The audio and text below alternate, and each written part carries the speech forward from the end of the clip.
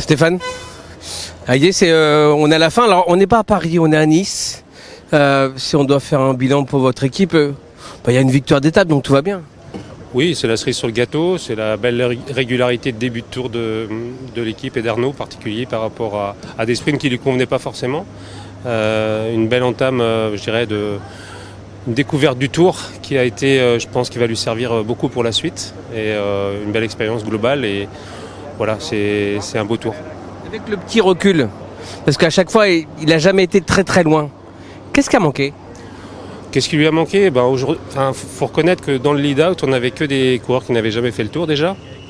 Il nous manque un Jasper De Beust en bonne condition, avec l'expérience qu'il avait et qu'il a sur ce genre de manœuvre. Donc ça, je pense que ça a été préjudiciable de ce côté-là. Et puis bon, encore une fois, Arnaud n'est pas un pur sprinter, en tout cas pas un sprinter à plat. Et c'est vrai qu'il y a une petite appréhension dans le placement, ce qui lui a certainement manqué. Bon, la victoire d'étape pour la Lotto Destiny, c'est un coureur qui ne restera pas dans ton équipe. C'est un petit clin d'œil, un petit pic, c'est marrant.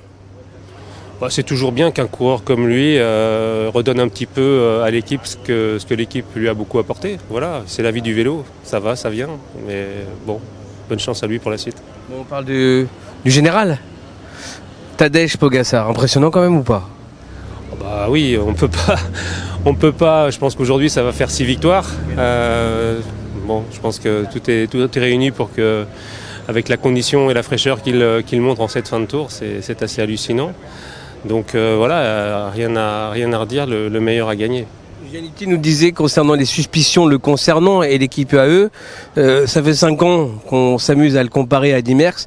Là, il y aura peut-être des arguments ou des éléments pour faire que.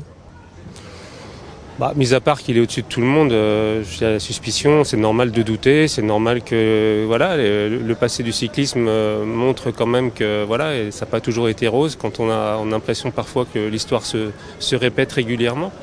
Donc j'espère que ce n'est pas le cas parce que là honnêtement on ne s'en lèvera jamais je pense. C'est normal de douter.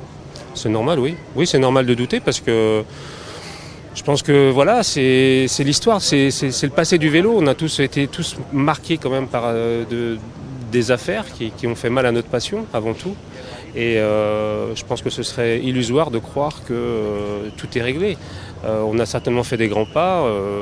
Les équipes financent beaucoup, les coureurs financent beaucoup pour justement obtenir des résultats, je dirais, qui sont indiscutables. Donc j'espère que maintenant on est toujours marqué par l'histoire et ce qui fait que c'est normal de douter. Ouais, ça sera toujours lié malgré tout au cyclisme. Mais je pense que c'est un problème général, c'est pas que le vélo. Nous on est dans le vélo. Donc c'est quoi le problème du coup, Stéphane ? Le problème c'est toujours le niveau. Moi c'est pas les records qui m'interpellent. Je trouve que c'est normal d'un record de 26 ans soit battu avec des vélos qui aujourd'hui effectivement sont beaucoup plus légers, beaucoup plus performants, où il y a forcément des évolutions. Mais c'est vrai qu'aujourd'hui c'est cette domination qui est hallucinante. Mais encore une fois, j'ai pas connu l'époque Merckx, je l'ai lu, mais on l'appelait le cannibale, c'est pas pour rien. Donc je pense qu'il y avait des suspicions à ce niveau-là, à ce moment-là. Donc peut-être qu'on est dans ce registre-là. Qu'est-ce qu'on retient de ce Tour de France 2024 pour la 111e édition ? Un sentiment bizarre parce qu'en arrivant à Nice, on n'a pas le sentiment d'avoir fini le tour, c'est assez étonnant. Donc c'est vrai que ça passe toujours très vite, mais c'est vrai que ça a été un tour extrêmement compliqué pour les baroudeurs en fait.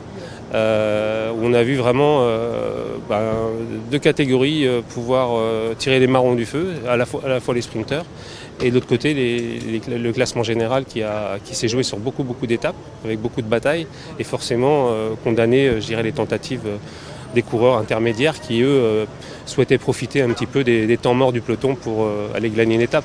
Ça on l'a moins vu cette année. Dernière question. Bon, je sais que vous ne pouvez pas trop en parler. Côté transfert, il y a du lourd ou comme c'est votre patte, c'est la formation qui va arriver ? Non, il n'y a vraiment pas de lourd. On a une bonne base, on a sécurisé ce qu'on voulait, on fait avec les moyens qu'on a, comme beaucoup d'équipes aussi.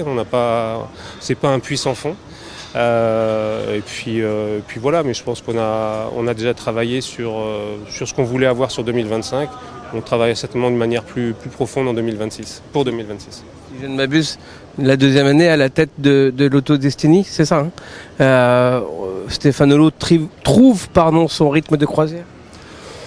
C'est jamais fini, c'est un mouvement perpétuel et il faut jamais, à partir du moment où on s'assoit sur ses lauriers en se disant c'est arrivé, c'est qu'on commence à régresser. Donc j'ai la chance d'avoir un super staff autour de moi, des gens extrêmement compétents qui libèrent des énergies incroyables, qui travaillent extrêmement bien. Je pense que voilà, on en tire les fruits. C'est pas, encore une fois, je le répète, c'est pas ma personne qui a tout changé. C'est simplement que voilà, on a pu mettre le curseur là où il fallait par rapport à ce qu'on attend et ce qu'on veut d'une équipe comme la nôtre. Donc, et tout le monde a bien compris la mission et ça, c'est une fierté pour moi.